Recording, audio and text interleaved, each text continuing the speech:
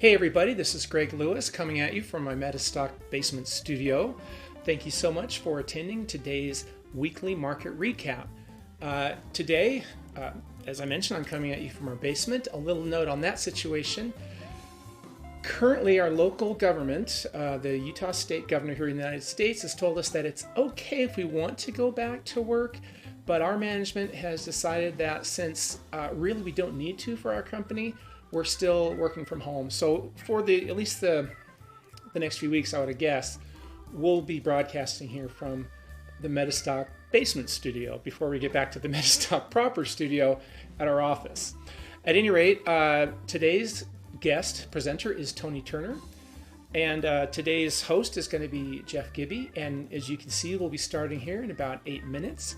I see already I have Vincenzo Denura from Italy on. Vincenzo is one of our super fans. Hello, Vincenzo. I'm assuming it's Vincenzo, or is it Vincenzo? Is it C sound or CH sound? Vin, let me know. Also, I see Jeff's already logged in here.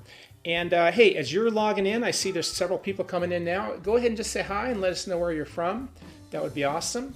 Another thing I'd like to remind you is that these presentations are all sponsored by Metastock. Metastock is fantastic software and market data when you have to answer the questions like, where should I look to find the best trades? Where do I even start? How do I backtest my trades? How do I forecast prices? What's a good options chain? Metastock has all those things, and we encourage you very much to try out Metastock. To that end, I lost my little. I'll tell you what. I'll bring it up on this other computer and pop it in a second. To that end, we have a great offer. If you wait about 2 minutes, I'll come back and show you what that offer is. I'm also going to see if, looks like Jeff is logged in over there on GoToWebinar, I don't see yet our guest. So anyway, I'll go ahead and put myself on mute and take care of your things and be right back.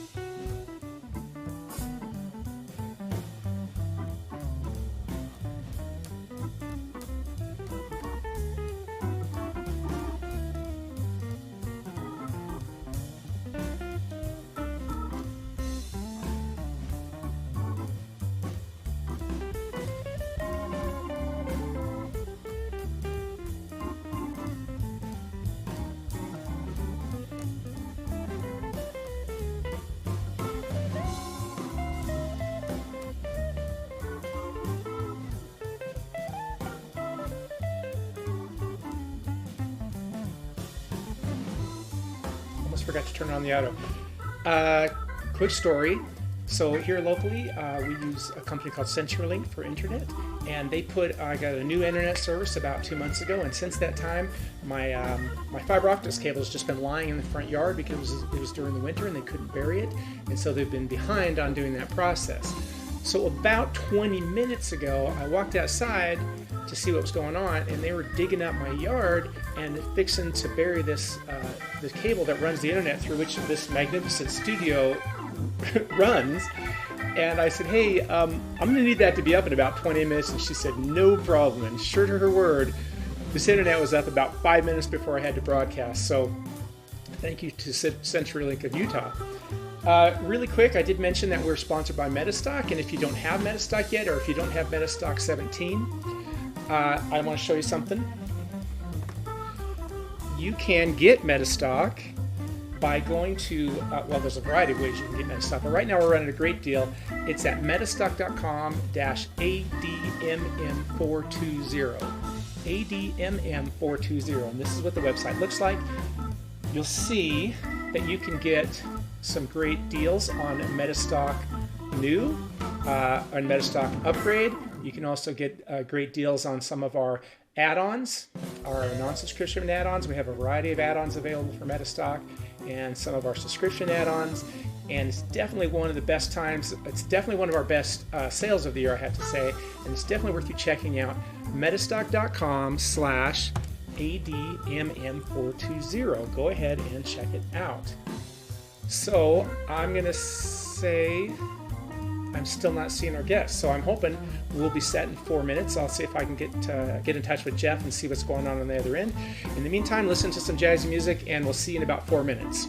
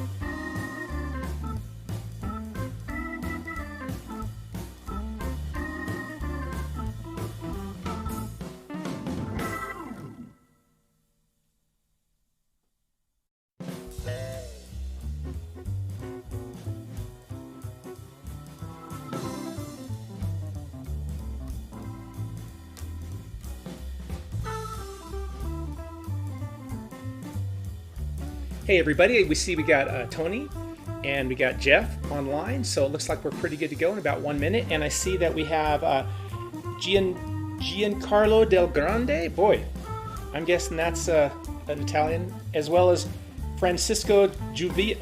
Is everyone from Italy today? Thanks for dropping in, guys. Again, we got a lot more people coming in. Go ahead and introduce yourself. Tell us where you're from.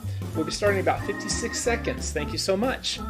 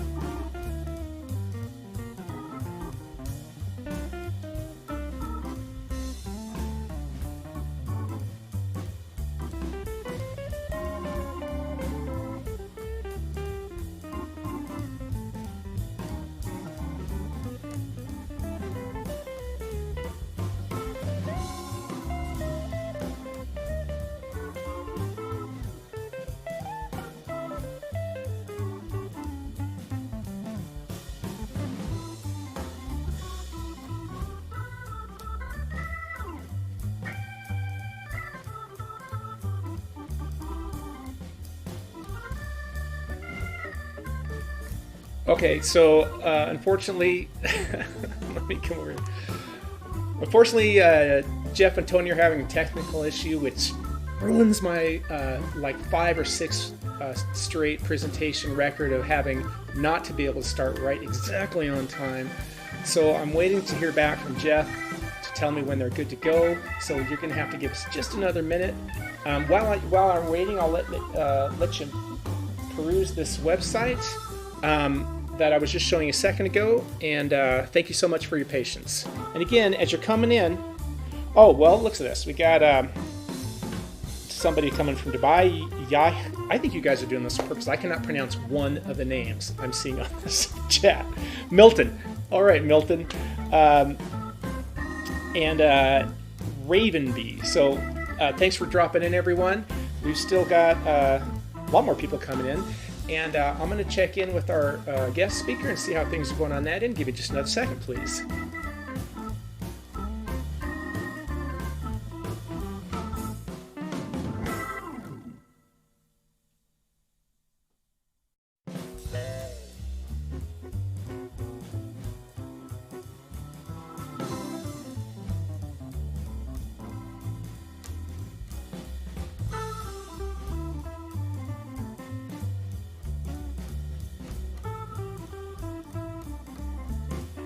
All right, we're ready to roll. We're going to start in just a second.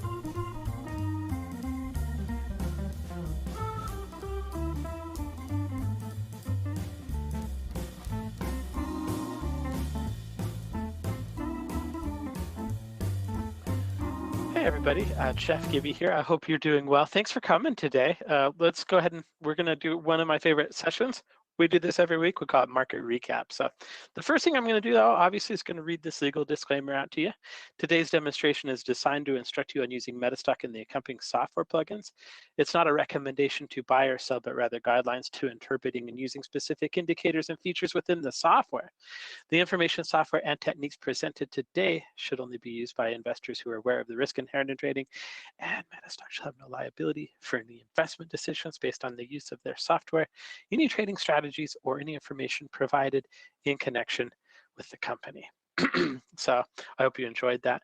We have a very special guest today. It's her first time on a Metastock market recap. I've known Toni Turner is the name of our guest today for quite some time. She's awesome. She's written a couple of books.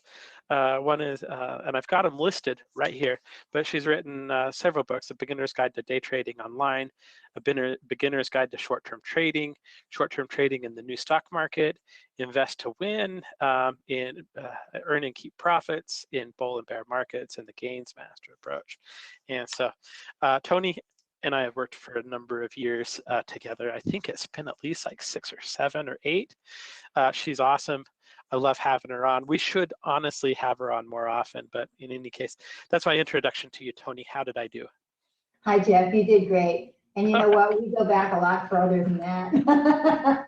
Yeah, I remember we were doing a bunch of coding together back when I was in California, at least. Yeah. And that's been about 8 or 9 years at least. Oh, so. Yeah. Anyway, how did you, let's kind of talk a little bit, like, how did you get started in trading? Oh, gosh, that goes way back, talking about going way back. I started investing in the stock market. I was a single mom back when I started back in, 1991. And I didn't really know anything about the stock market back then, but when I got into it, I fell in love with the stock market. I ended up one day, I was fortunate to be able to go on the floor of the Chicago Board of Trade and the CBOT and the CME, and I saw all the guys in the pits. There were a few women, not many, and I said, "Ooh, I want to do this." And then I started trading, and I got warned. I had collected like 5 stockbrokers back then, because we didn't have, of course, as you know, back in the 90s, we didn't have the internet like we have it now, and the trading was very, very different back then. And so I had about 5 stockbrokers, because they would mail me things and I would sit and read them. And I said, I want to do this trading thing. And they all warned me, no, don't do it, don't do it. So, but I did. And cool.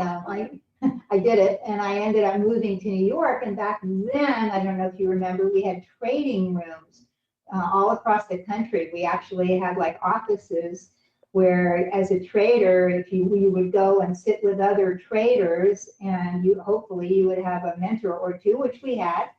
I had two mentors in that room, and we would sit and trade all day, make 40, 50, 60, 70, 80 trades a day. We were scalping just for a few cents on some trades, but if you do it enough and you do it right, you win. So that's how I started in trading. Don't let me tell you it was easy. It was very difficult.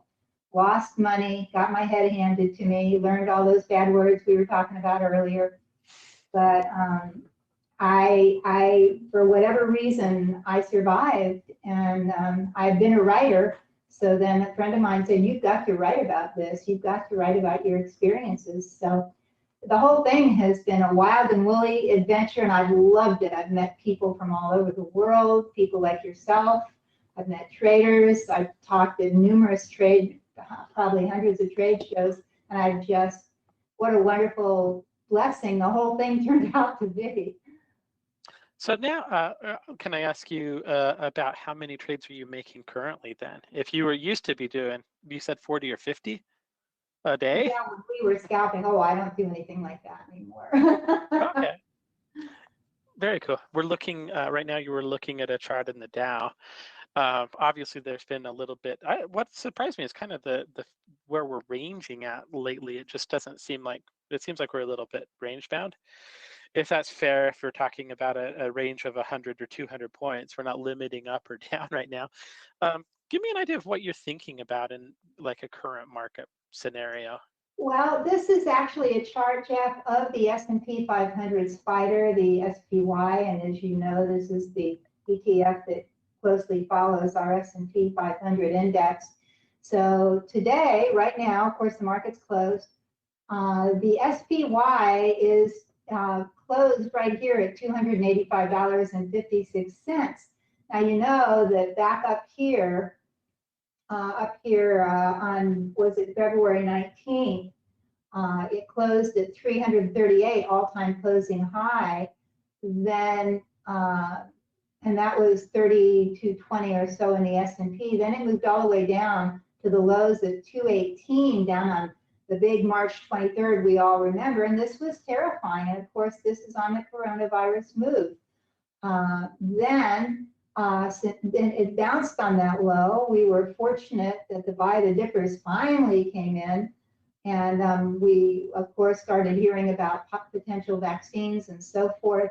And then the tech stocks have led the S&P 500, or the SPY in this case, back up to where it is now. And today it's about 19% off these all-time highs. So we're still in correction territory. 10% or more is correction. We're hovering, trying to stay above bear market territory, where we obviously were before. And we've got resistance right here at 285 or 2850 on the S&P 500 itself. So with this move here, the last 3 weeks, Wednesday it did this little dumpster dive here, fell down almost to its 50-day moving average, caught itself, and then today, of course, it was back and forth above the zero line, and finally closed, I think, it's still working it out. It's still closing just a few cents above, just ever so slightly. But the trick is now we've got to have enough buyers to push it back up into this consolidation area, and it's got to duke it out to get above that ceiling and get back in there.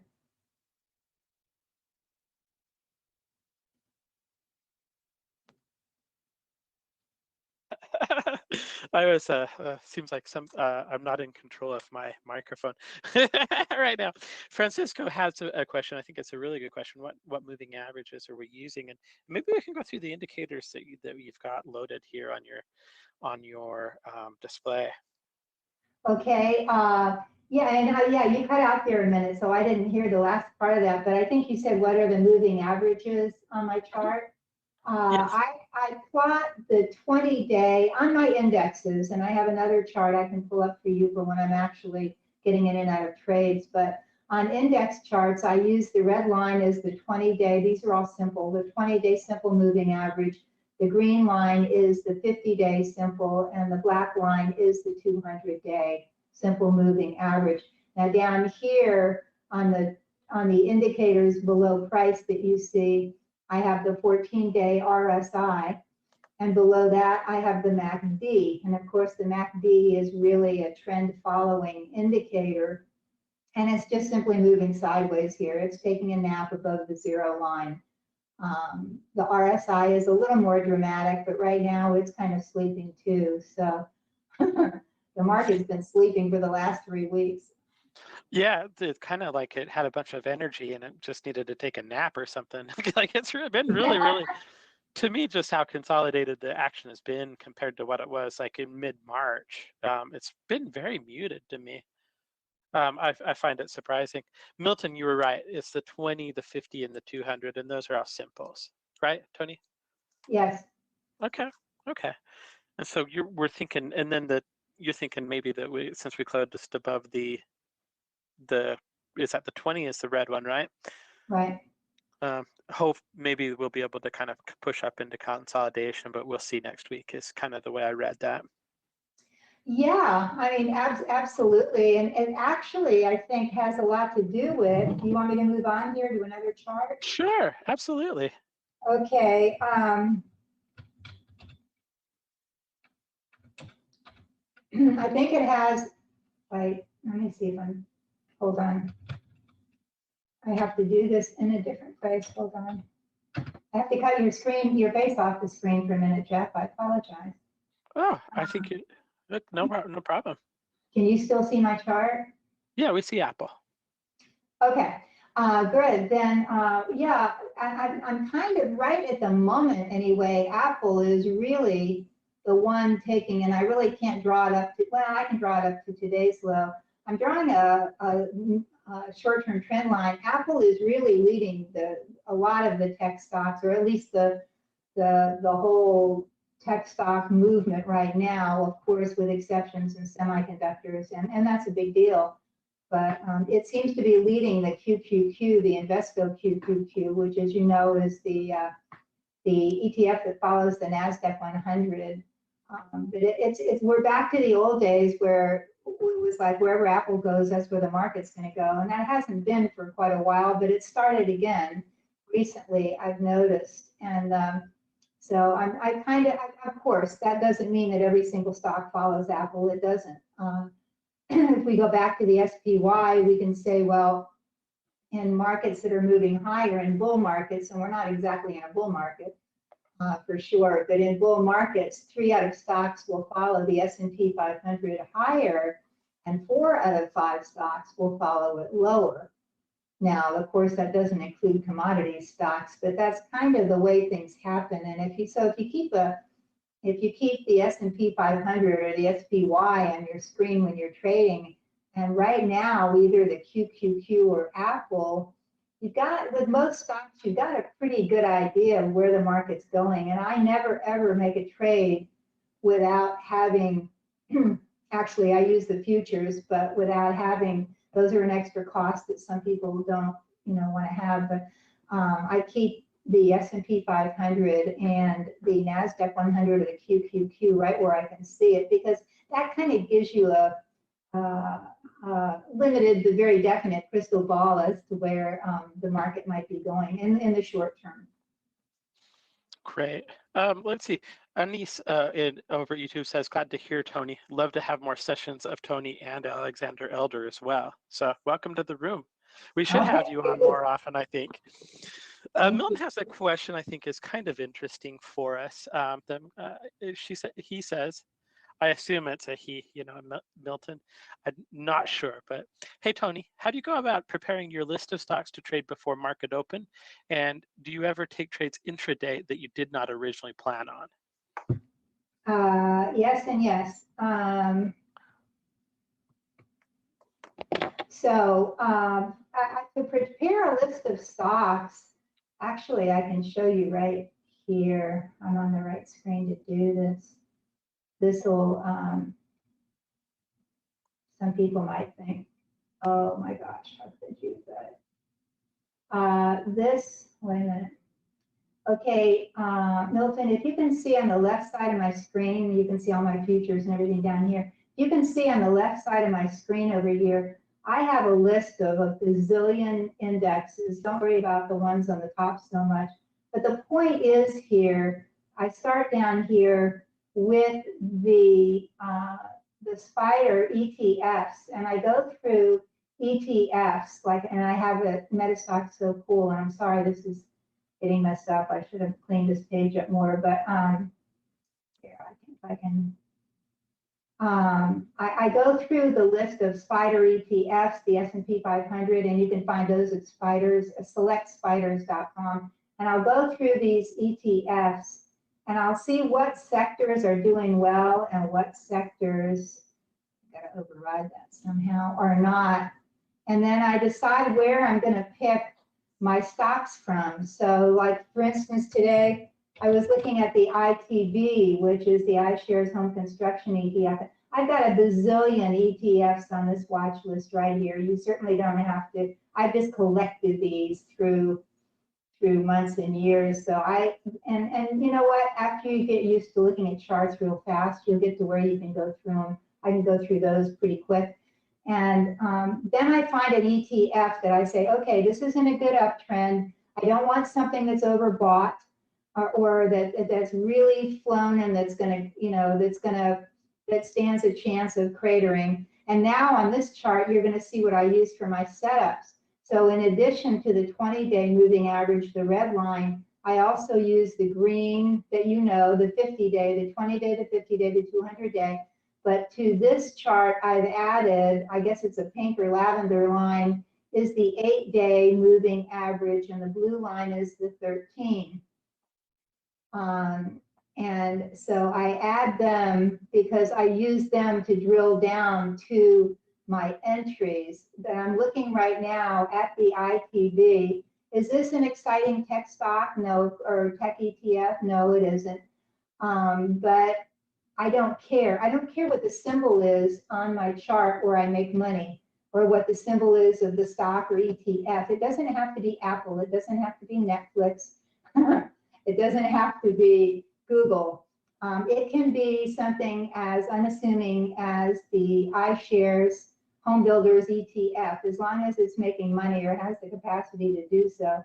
So at any rate, right now it's moving in an uptrend. I happen to know, as we all do, that interest rates are low. I don't know if home builders can continue this move, but I enjoy keeping an eye on real estate, certainly in the area I live in. And while inventory is low, sales are going forward. We've got low interest rates. So I look at something like this, and then maybe I go into the top components of the iShares Home Builders ETF. And I happen to know that they are D.H. Horton and Lennar Homes and Pulte. And I know this sounds like a long way to do things, but it also can end up being less hassle than just, going by a scanner is fine. And I know that Metastock has my Sleeping Tiger setup, which is actually the moving averages you're looking at here. And that's good, but I also want to get a deeper feel for it. I want to know the S&P 500 is in an uptrend. I want to know, in this case, that the Home Builders ETF is in an uptrend. And if I look at 3 or 4 top stocks and they don't have the right setup, okay, next, and I go to the next. I go to the next sector or industry group or ETF. So I want to pick the leading ones out of that. Does it take me a few minutes? Yes. But do I stand a better chance of making money than I do of just jumping into something without knowing what the heck it is, like I did back in the 90s? Yes, I stand a better chance of making money now. So it may take a little work, and that's what I do. And I'll tell you what I jumped into today. And I didn't. It's just because I've been doing this for so many years. But I looked at Penn Gaming. And I thought, now, was that totally out of the blue? Did I plan this? No, I didn't. But they were talking about it on CNBC, which usually doesn't matter. I don't usually get into things, but I thought, that looks like a decent setup there if gaming can come back. So that was a long answer to your question. It was a good one as well. I mean, I like the idea of, we did a bit of a class a couple of weeks ago on looking at sectors and kind of sector analysis. And it's interesting to have you come in and talk about how you're looking at it as well. Let's talk a little. So Penn Gaming is that a stock that you hold right now, or you're looking at buying? I bought very, very few shares. You know, sometimes I will, first of all, the industry group I happen to know, is VJK, the VanEck Vectors Gaming ETF. This is that chart. So I wanted to make sure the sector I was getting into, or the industry group in this case, is moving in an uptrend, and the VJK is moving in an uptrend. So first of all, I flipped, before I ever got into Penn, I flipped back to the gambling ETF, the VJK, excuse me. Then I flipped back into Penn. I said, I don't know enough about this. I tried to look around for more information. I noticed it had a good, reasonably decent, actually has a negative price to earnings ratio. And yes, I look at that. It was negative. There's no dividend. I went, all right, okay, so what else? So it has a short float of 13%. Well, that means if it starts up, some shorts are going to get upset and we may have a little move here. So I bought very, very few shares, and sometimes I do that so it will appear on my positions list. And then I buy so little, and I put a stop in immediately right under the 20-day moving average. I'm just following this trend line, and I put a stop in. So I bought very few shares, but that way I keep an eye on it out of the corner of my eye. And I thought, it's in a better uptrend than VJK is, where it lives, actually. So I'll just see here if it can go up a little bit and see if it dukes it out with the 200. And this was a casual trade. I'm not giving you any exact conditions. I just saw it walking up to 20. So do I ever do things like that? Yes, I do, but I do it in a very, very small way. And then if it turns out to be a good trade, I'll add to it, or depending on what the market does, even take some profits. I want to drill a little bit more into this trade, if you don't mind. So you're saying you're putting in a stop loss. Is that going to be right under the trend line? It's going to be under, in this case, the 20-day moving average. So you can see here that, see the red here that correlates. Of course, you know, you read these charts. The 20-day moving average is coming in at 1627. And so I don't want to risk a lot on this trade. So I got into it a little earlier today, and I just put a stop right under the 20-day moving, right with it. I could draw a trend line on here, and it would come out just about where the 20-day moving average is coming out. So that's all the room I'm going to give it.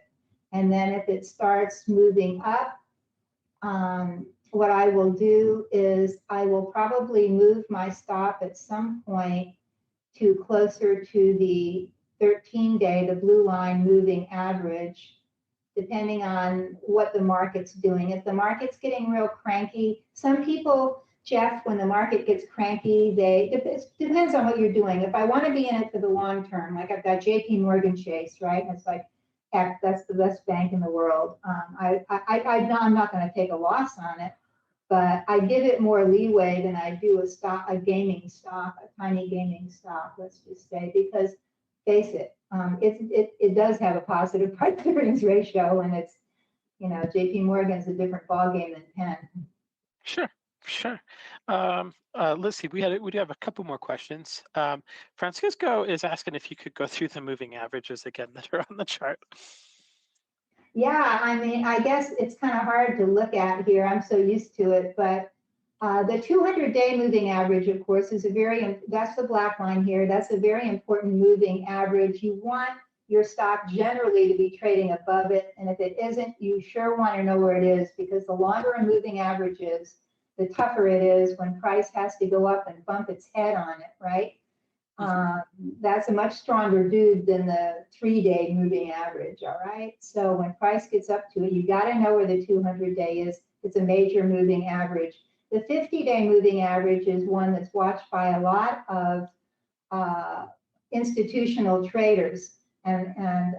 So the green line, the 50-day simple average, excuse me, this 50-day moving average, you want to, I think, always have one on your chart because it's where the institutional traders, they look to it.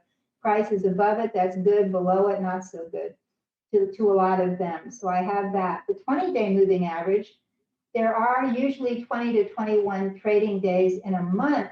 So the 20-day moving average kind of represents the average closes, and that's how moving averages, at least these are calculated.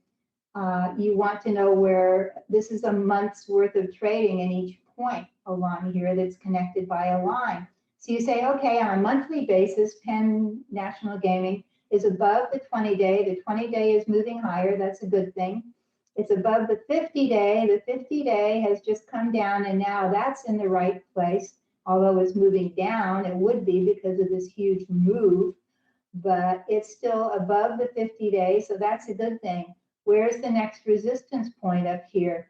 Well, price and the 200-day moving average says Penn National Gaming is going to have to duke it out with the 200-day moving average right now at $21.24. That will change, of course, as we add more closes to this chart. So that's how I use these moving averages. And when I'm really trading short-term trades, if price is above the 20-day, if price is above the 8 and the 13 and hopefully the 20-day moving averages, I'm good. So that's all right, I'm good. If it goes below them, I'm not good. I'm done. So that's very simple, you know. I like simple. It's very, very simple. Milton has a really good question. And I think I'll expand a little bit on what he's asking. He's all, are you going to be looking then to take profit at the 36 level? So I'm going to broaden that out. Is that kind of what your target is? Is it 36, or how would you play through this, assuming the trade goes in your favor? Well, what I would do is I would keep an eye. I'm a real tops-down trader because that's how I learned. So yes, I would say that 36 or even a little higher, that it's 38.73 up here. And you know what else I do? I'm just going to tell you this real quick. What else I do, and before I get into a trade, I go into the monthly chart. Oh my goodness, isn't that a whole different ballgame? So I go in, and it's so easy to do with Metastock. I just flip to a monthly chart. I want to see more about this particular company, and you can't know everything you want to know on that small chart. On that chart, it's great, but I don't know all of it. I want to know the real, honest to goodness personality of the stock. And I see that from 2008 through 2015. It was making a nice uptrend, then it took a dip, then it went totally bananas. Bananas is a technical term. And it went nuts and bananas, and it just screamed up here when everybody was making so much money in 2017-18, then fell on the trade news in 2019, or the China, and then back up again. Look at it, this thing is absolutely nuts. So now on a longer term chart, I say this okay, now for sure, I'm probably in it for the shorter term. Okay, got it. It can go bananas. And it can also, when it falls, it can fall really, really hard. So that's where my absolutely yes stop comes in. Okay, Jeff, I got so excited with all that. I forgot the rest of that question. So I know, so is 36 what I'm aiming for here? That's almost 100%. Not quite 100%. That's a big percentage point there, because we got to look up here and see that right here we have resistance at about 25, we'll call it. So if it can get over 21, then it's got to duke it out above 25. It would have to behave for me very, very well for me to stay in it. Now I may trade in and out of it, but And yeah, I can look up here, but I'm going to look at, I'm not going to plan to get 36. I'm not going to plan to get 70 or 80% out of this. I might but I'm not planning that. I'm going to see what happens in here. Is that even close to where we started? Yeah, I think so. I think so. So typically what you're going to be looking for is, if I could kind of compress it into an idea that you can say, no, I'm totally wrong. You're going to go ahead and consider this a bullish stock. As you get closer to the areas of resistance, like the 200 SMA or other areas where it's been kind of run into support earlier, as you get closer to those areas, you're going to probably move that stop up under one of the shorter term moving averages, and most of the time get stopped out on, let's say, like a trailing stop, as opposed to kind of like letting it go to the full move. Is that, did I catch that right? Yes, you did. And because, remember, in the back of my head, I know that this stock, I looked at it, it has a negative price to earnings ratio. So does this have the sterling fundamentals that you want for a stock that you're willing to, give it a little slack? No, it doesn't. So if it doesn't have, it has no dividend, no price, and the price to earnings ratio is negative, and a whole bunch of people are short, maybe it goes up, maybe it doesn't, but I'm certainly, this isn't a stock, well, I don't anyway, but it's not a stock I'm going to fall in love with. It's a stock I'm going to trade technically in the short term.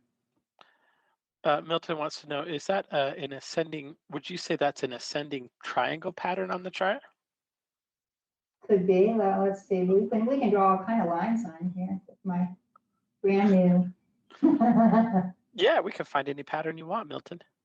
Yeah, here we go. It's not gonna. Okay, Jeff is gonna argue with me right now, but yeah, it's being snap to price. If you right click on it, I think you can turn off snap to price, but I could be wrong. I don't do a lot of. If you just right click on that existing line, is there a properties option that comes in? Trendline properties. Yeah. I think if you click into that, there'll be a snap to price that you can turn off. Oh, good. See that where it says snap control points? Oh, okay. Thank you. Now you can put it wherever you want. Now I can draw it wherever I want. Yeah, so we can find it. There's a whole bunch of lines in here. We can. No, it's not going to do it. But I thought I did the right thing. But. You did, but it was only to that particular line. So I think there's a default option, but I just. All right, well, we won't worry about it right now. But yeah, we can find, this is definitely an ascending triangle. So I can tell you by eyeballing it. So yes. Do you want to look at a stock that I have a very little interest in? Sure. Let's look at RCL. Again, this is a recommendation to buy. You guys, what did I do?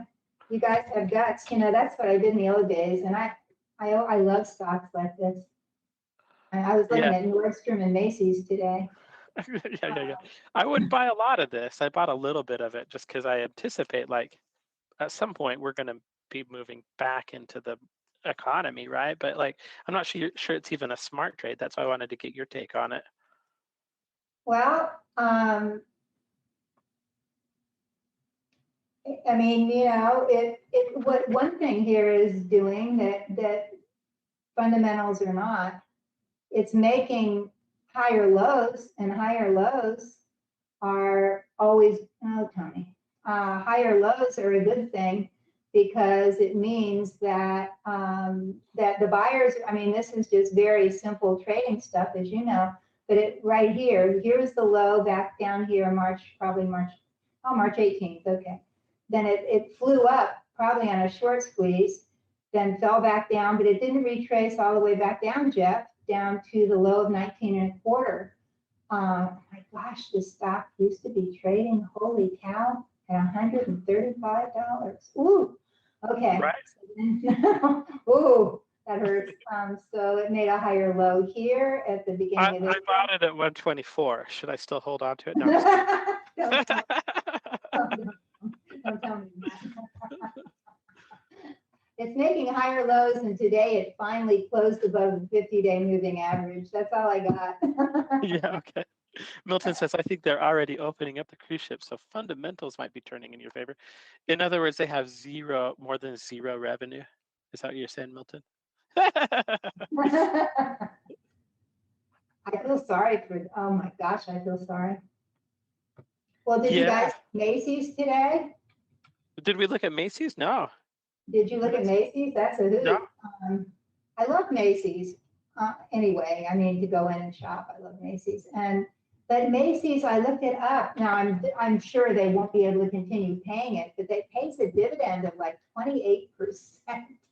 Wow. I know. And not that I think they can continue. I don't know how they could, because dividends come from profits. You got to make a profit to pay a dividend, right? So yeah. But anyway, I'd also maybe question their judgment, management judgment, right? Well, but if you're only going into it for a day trade or a little baby swing trade, I don't care about their judgment. I know I love their shoes. That they have good judgment in shoes. But so this has got like a 38% short interest. 38% of the outstanding shares are sold short. And so when retail starts up, and today we got those ugly retail numbers, but people buy online.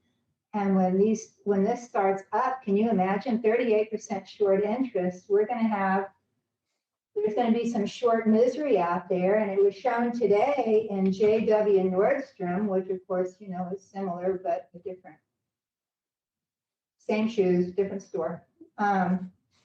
It's making a higher low. And it was starting up today. Nordstrom has, JWN has, oh, I wrote it down here somewhere, has also very high interest, has a short float of 32%. So I would only recommend these at the moment for short-term trades. I don't know what the short interest is on RCL. It'd be fun to find out. Yeah, I'll have to look it up. Mark wants to know if you could look at SPY again. Sure. I know that's where we started, but maybe just kind of give a little bit of a recap on it.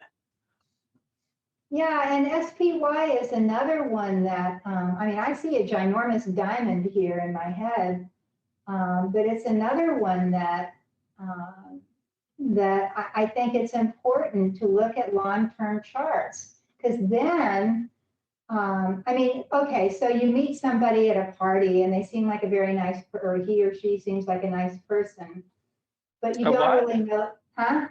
A what? A party? I haven't heard of such thing in a post-COVID age. Oh my gosh, you're right. I forgot. There's no. Okay, we had a driveway party last night. We had a driveway party in front of our house, and we invited 10 of our neighbors, and everybody, it's so much fun. I say BYOB and BYOC. That means bring your own booze and bring your own chair. So you all sit out front, and you're 6 feet apart, except the husband and wives aren't. And you're in the driveway, and if somebody drives by and they yell and scream, you say, hey, come join us. So, but what if you meet somebody at a driveway party and you think they're a nice person, he or she, but you don't really know for sure. You don't know about somebody until you hear more about their background. Just so we don't know that much about what the SPY or the indexes or whatever it is can do until we look at the SPY's background. And we can see here that one of the first ways to kind of start making decisions is, we all know it got creamed in 2008, fell to $60-some, $67, 6,700 in the S&P. But look at here, what it has the power to do. And look where there's really very nice support here, right at $243 or $24.30 right here, that you can't really see that well or you can't see it all on a 6-month chart. That's good to know. That's very important, and I would put that on a sticky note on the side of my monitors. 243 has held before here, and of course, some of these big move downs with these the shadows to the downside, certainly they count. But I want to know that twice it held at 243. So while other buyers may not be able to read charts the way they do, they certainly have memories. And it looks to me pretty darn important that the SPY holds there. So then I say, all right, I've got a better picture here. I see it moved up to the high, but it certainly moved back down. and you could go into that more if you wanted to. But now I'm looking at it with different eyes, and I'm looking down here at 243, and maybe I draw a line. Actually, the line stayed on there, all right, on the daily chart. So that's an important point there. So the fact that it's wobbling a little bit here, I don't know how big of a fight we're going to get into with China, maybe nothing at all. Certainly with everything going on, we can go either direction next week, but we know that we have support here at 270, 271. Now, this particular pattern here, especially with this little double top, it makes sense that it might start down a little more. I don't want it to, but it makes sense to me that could happen. So it depends now on how much faith market, you know, the big institutional traders and certainly retail traders like us have in this market going forward through the summer. And a lot of that, of course, is going to depend on the coronavirus. And so if you just trade numbers, but you have all this other input, I said all that to say, if it can climb back up into this consolidation, move through that ceiling, then it's got a chance to possibly move higher. If it has to fall down before it can get a running start and fall below 270 and head down here to 260, I could totally see that happening. And hopefully it's gonna snap to the price. But anyway, I want to draw a line over to 260. I think that's more good support there. Does that help? Yeah, that's great. Mark asks, is this a daily chart? We are looking at a daily chart right now, Mark. Yes, yeah. See up here in the top left, Mark, it says daily SPY.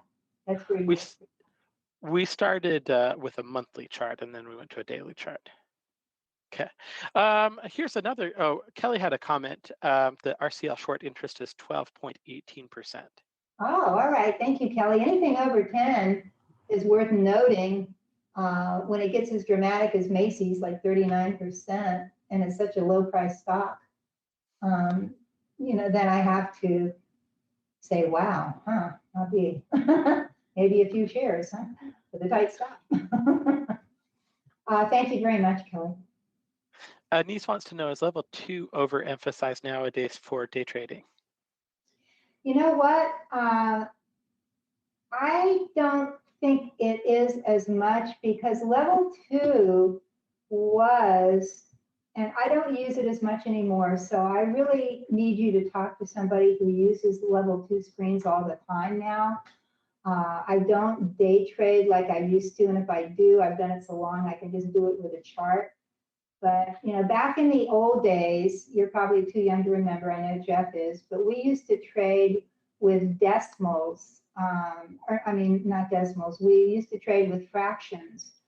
And back then, level 2 screens to me were just as important as a chart. But after they started trading with decimals, it was back in the early 2000s, then it closed the area between, it closed the split between the bid and the ask. And so I don't think, I could be wrong, I don't think there's as many scalpers out there as there used to be. And scalpers are the ones that they just go in for a fraction of a point, just a few cents, and do it over and over and over. That's when you make your 40, 50 trades a day. So I don't know that level 2 screens are used as much in day trading, but you'd have to ask a diehard day trader from today that same question. Milton says, I notice you don't have any pivot levels on your chart. What is your opinion on the mathematically derived pivot levels for intraday trading?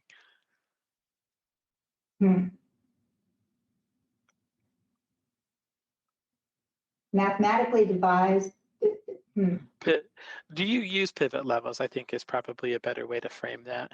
I mean, this is a pivot right here. Is that what you mean? I think what he, let's see, I think he more means the one where you take the high plus the close plus the low and divide it by 3, and you basically figure out support and resistance from there. Okay, gotcha. Yeah. So I think what we can say safely is we're not using them right now, right? Yeah, I'm not.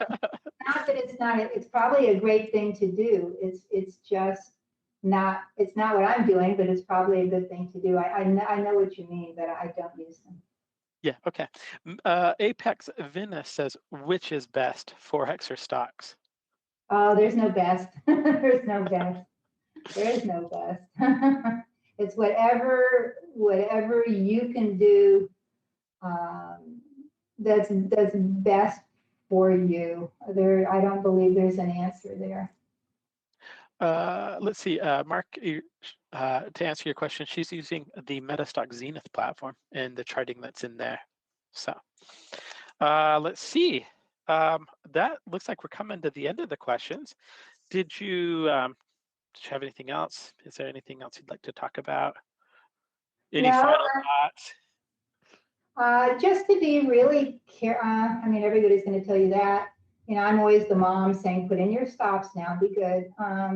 But that's important right now. We've got so many things coming out of different directions. You know, yes, we have every single vaccine going on. Well, no, but they're not accurate. Well, the numbers weren't accurate. Well, China's mad at us. Well, I mean, good grief. And you can tell by this chart that the SPY is like, what? Yes, no, probably not. Well, probably. So there's no, I mean, look back at the SPY back in October, November. That was a walk in the park. December, actually since 2008, except for 2011 and 12, it's been more of a walk in the park than any of us ever realized. We weren't even grateful for it. and then all heck broke loose.